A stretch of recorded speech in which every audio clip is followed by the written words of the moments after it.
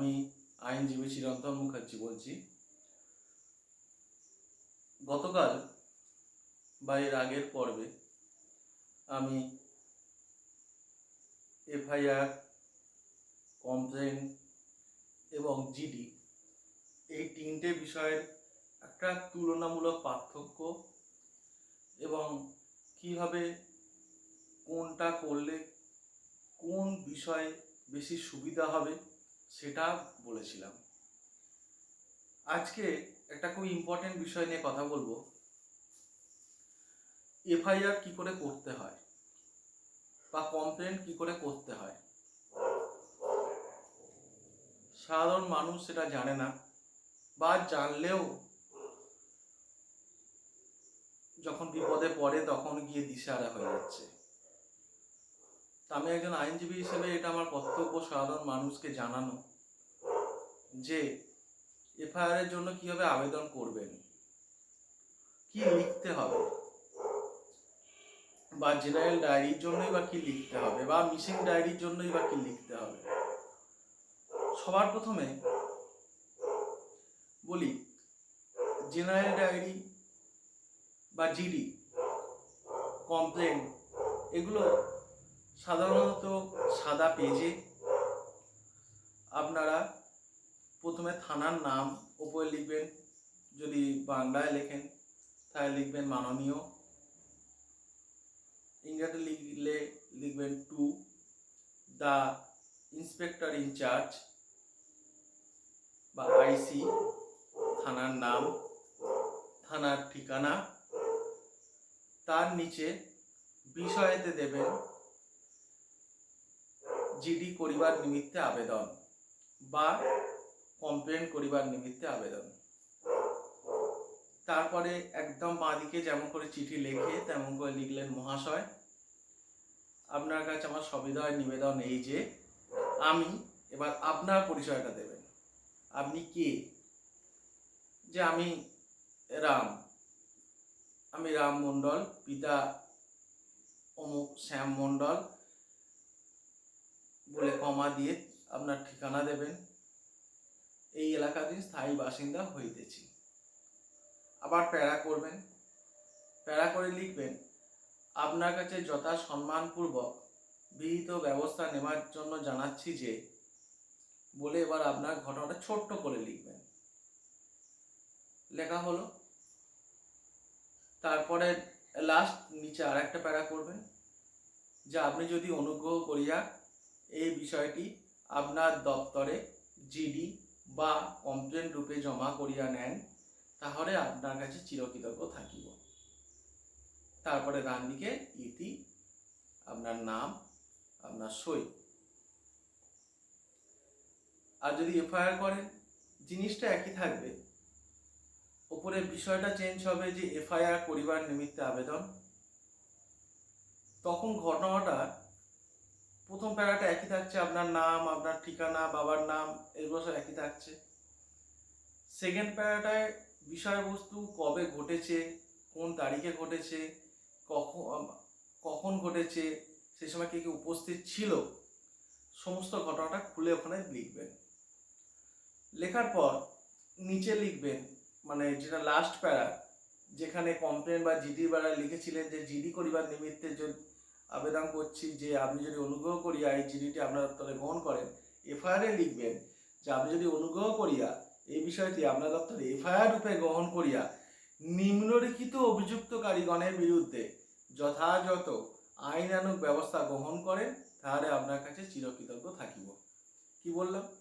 নিম্নলিখিত অভিযুক্তকারীগণের বিরুদ্ধে যথোপযুক্ত আইনানুগ ব্যবস্থা গ্রহণ করিয়া উক্ত বিষয়টি এফআইআর রূপে মঞ্জুর করিয়া যদি আপনি আপনার দপ্তরে এই আবেদনপত্রটি গ্রহণ করেন, তাহলে আপনার কাছে চিরকৃতজ্ঞ থাকিব।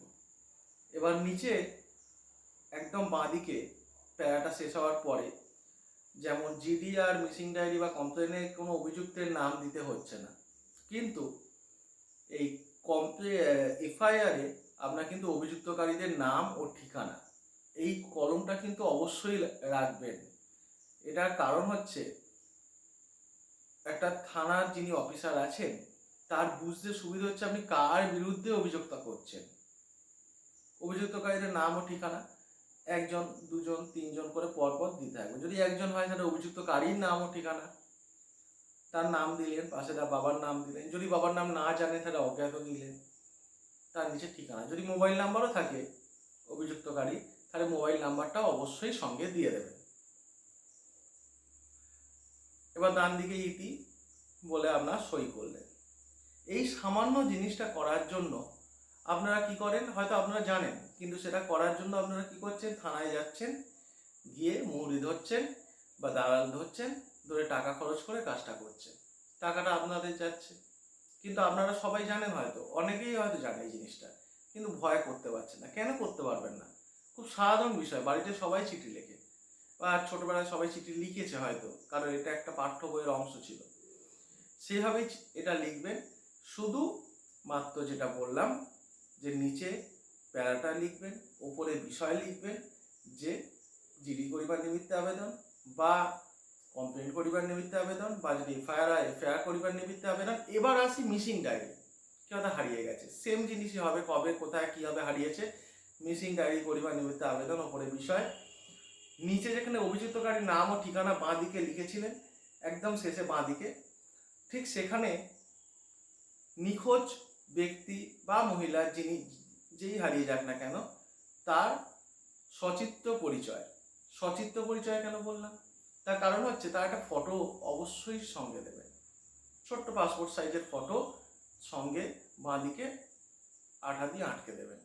তার নাম, বাবার নাম, ঠিকানা, যে সময় হারিয়ে গেছিল তার পোশাক, কী রঙের জামা প্যান্ট পরেছিল, মানে পোশাক মানে কী রঙের জামা প্যান্ট পরেছিল, বা কি সেটা কী পরেছিল। যদি মেয়েদের ক্ষেত্রে চুড়িদার, শাড়ি যাই হোক না কেন সেটা পরেছিল, বা ছেলেদের ক্ষেত্রে গেঞ্জি, শার্ট, প্যান্ট যাই পরে থাকবে, বা পাঞ্জাবি, সেটা অবশ্যই উল্লেখ করবেন।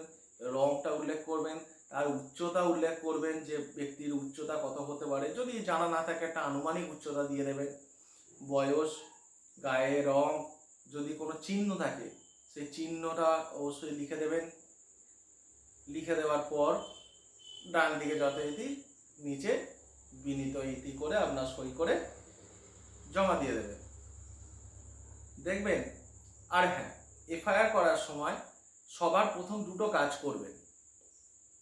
1 নম্বর, যখন কোনো বাড়িতে অশান্তি হলো বা কোনো কিছু হলো, সঙ্গে সঙ্গে থানায় এসে একটা জিডি করবেন। প্রথমে একটা জিডি করবেন। জিডি করার পর যে হলুদ কাগজটা পাবেন সেটা নিয়ে লোকাল কোনো হসপিটালে চলে যাবেন। লোকাল হসপিটালে গিয়ে এমার্জেন্সিতে ওটা দেখাবেন, হলুদ কাগজটা, যে আমি এরকম চেক আপ করবো। ওখানে যিনি ভারপ্রাপ্ত ডাক্তারবাবু আছেন তিনি আপনাকে সম্পূর্ণ চেক আপ করবে, কী কী হয়েছে না হয়েছে তিনি লিখে দেবেন। ওটা নেওয়ার পর আপনি একটা থানায় আসবেন, এসে এফআইআরটা করে দেবেন। ওই যে কপিটা যেটা লিখলো ডাক্তারবাবু সঙ্গে পিছনে স্টেবেল করে দেবেন। এফআইআর যেটা লিখলেন আবেদনপত্র তার পিছনে 1 কপি জেরক্স করে স্টেবেল করে দেবেন। তার 2 দিন পর 25 টাকা জমা দিয়ে, একটা টোকেন মানি জমা দিয়ে একটা মেডিকেল সার্টিফিকেট নিতে হয়, সেটা পরের ব্যাপার। কিন্তু আপাতত এফআইআরটা করার জন্য প্রুফ হিসেবে এই জিনিসটাকে, এফআইআর মানে আপনি তার বিরুদ্ধে কেস করছেন, তো সেটাকে যে অভিযুক্তকারী তার বিরুদ্ধে কেস করছেন তাকে যাতে আরও প্রমাণ দিয়ে জোরালো করে কেসটা করা যায়। কারণ দেখুন, আইন হচ্ছে প্রমাণের সাপেক্ষে চলে। আমার মুখের কথাতেও কিছু হবে না, আপনার মুখের কথাতেও কিছু হবে না। আইনের চোখে আপনিও যা, একজন আইনজীবী হিসেবে আমিও তাই, কিন্তু প্রমাণটা হচ্ছে আসল। ফলত এফআইআরে প্রমাণটা অবশ্যই দেবেন। প্রথমে জিডি করে এসে, যে যাই বলুক না কেন, প্রথমে জিডি করে এসে একটা হলুদ কাগজ নিয়ে, বা অনেক থানায় জিডি না করে মুখে বললেও ওনারা হলুদ কাগজ দিয়ে দেন, সেই হলুদ কাগজটা নিয়ে লোকাল হসপিটালে যাবেন। হসপিটালে গিয়ে ডাক্তারবাবুকে দেখালে উনি সম্পূর্ণভাবে চেক আপ করিয়ে কী কী হয়েছে না হয়েছে সম্পূর্ণ লিখে দেবেন, এমার্জেন্সিতে দেখে দেবেন। সেইটাই আপনি এফআইআর কপির সঙ্গে পিছনে জেরক্স করে একটা স্টেবল করে আটকে দেবেন। তাহলে আপনার নিজে সম্পূর্ণ কাজটা করলেন, সম্পূর্ণভাবে নিজে প্রস্তুত হলেন, টাইমও গেল না, টাকাও গেল না, কিছুই হলো না।